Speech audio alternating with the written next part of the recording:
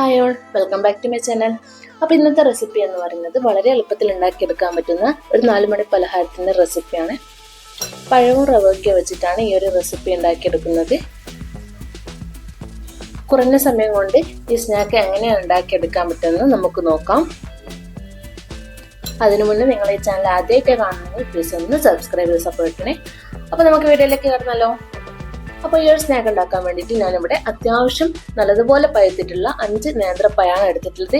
ഇതൊരു medium size വലുപ്പത്തിലുള്ള നേന്ത്രപ്പഴമാണ്. കുറച്ച് വലുപ്പമുള്ള നേന്ത്രപ്പഴമാണെങ്കിൽ ഒരു 4 എടുത്താൽ മതി. അപ്പോൾ ഈ ഒരു പഴം 2ആയിട്ട് കട്ട് ചെയ്തിട്ട് എടുത്തിട്ടുണ്ട്. അപ്പോൾ നമുക്കിതൊന്ന് ഇവിടെ സൈഡിലേക്ക് മാറ്റി വെക്കാം. ഇനി ഒരു പാൻ എടുത്ത് അതിലേക്ക് ഒരു 2 ടേബിൾ സ്പൂൺ ഗീ ചേർത്ത് കൊടുക്കാം.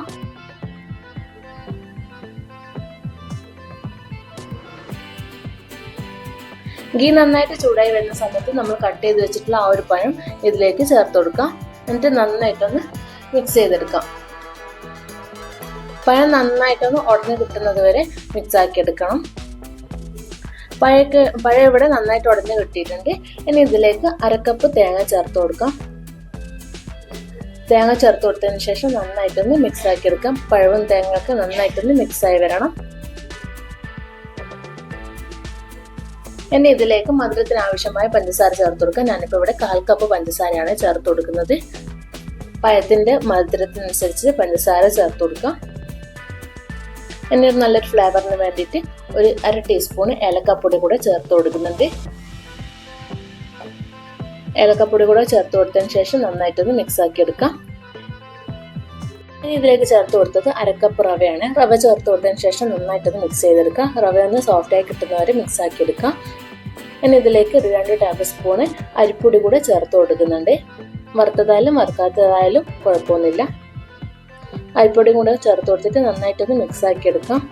ഈ ഒരു ലോ ഫ്ലെയിമിൽ ഇട്ടിട്ടാണ് ഇത് മിക്സ് ആക്കി എടുക്കേണ്ടത്. ഇതിപ്പോൾ നന്നായിട്ട് മിക്സായി വന്നിട്ടുണ്ട്. ഇനി ഇതിൻ്റെ ഗ്യാസ് ഓഫ് ചെയ്തിട്ട് ഇത് ചൂടാറാനായിട്ട് മാറ്റി വെക്കാം.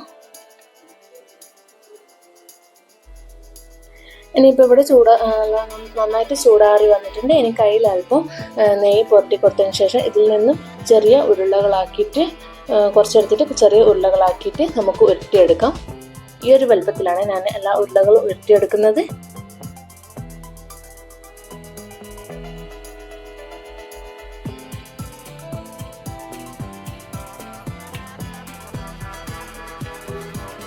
അപ്പോൾ ഇതുപോലെ എല്ലാതും ഞാനിവിടെ ഉരുട്ടിയെടുത്തിട്ടുണ്ട്. ഇത് ഫ്രൈ ചെയ്തെടുക്കുന്നതിന് മുമ്പ് ഒരു ബാറ്റർ കൂടി തയ്യാറാക്കാനുണ്ട്. ഞാനൊരു പാത്രത്തിലേക്ക് ഒരു 1/4 കപ്പ് മൈദ ചേർത്ത് കൊടുത്ത് അതിൽ കുറച്ച് വെള്ളം കൂടി ചേർത്ത് കൊടുത്തിട്ട് നന്നായിട്ടൊന്ന് മിക്സ് ആക്കി എടുക്കാം. അപ്പോൾ ഈ ഒരു ലൂസ് കൺസിസ്റ്റൻസിയിലാണ് ഇത് വേണ്ടത്. ഇനി കുറച്ച് ബ്രെഡ് ക്രംസും കൂടെ ഞാൻ എടുത്തിട്ടുണ്ട്. ഞാനിപ്പോൾ ഇവിടെ കുറച്ച് എണ്ണ ചൂടാക്കാൻ വെച്ചിട്ടുണ്ടേനു.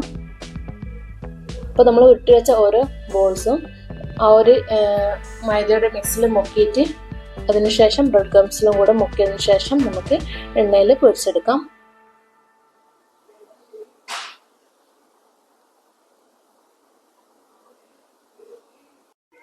ഒരു ഭാഗം നന്നായിട്ട് മുരിഞ്ഞു വന്നാൽ മറിച്ചിട്ട് കൊടുത്തിട്ട് വീണ്ടും ഫ്രൈ ആക്കിയെടുക്കാം.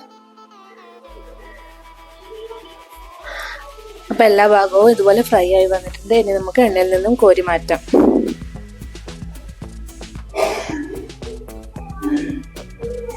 അപ്പോൾ സിമ്പിളായിട്ട് ഉണ്ടാക്കാൻ പറ്റിയ നല്ലൊരു 4 മണി പലഹാരം ഇവിടെ റെഡി ആയിട്ടുണ്ട്. പഴമൊക്കെ കിട്ടുന്ന സമയത്ത് ഇതുപോലെ ഒന്ന് വെറൈറ്റി ആയിട്ടൊന്ന് ഉണ്ടാക്കി നോക്കുക. പുറമെ നല്ല ക്രിസ്പിയും ഉള്ളിൽ നല്ല സോഫ്റ്റ് ആയിട്ടും നല്ല അടിപൊളി പലഹാരമാണ്. അപ്പോൾ എല്ലാവരും ഇതൊന്ന് ട്രൈ ചെയ്ത് ഫീഡ്ബാക്സ് ഒക്കെ അറിയിക്കുക. അപ്പോൾ നിങ്ങൾക്ക് ഒരു വീഡിയോ ഇഷ്ടമായെങ്കിൽ ലൈക്ക് ചെയ്യാൻ മറക്കരുത്. അപ്പോൾ പുതിയൊരു വീഡിയോ ആയിട്ട് കാണുന്നവരെ എല്ലാവർക്കും താങ്ക് യു.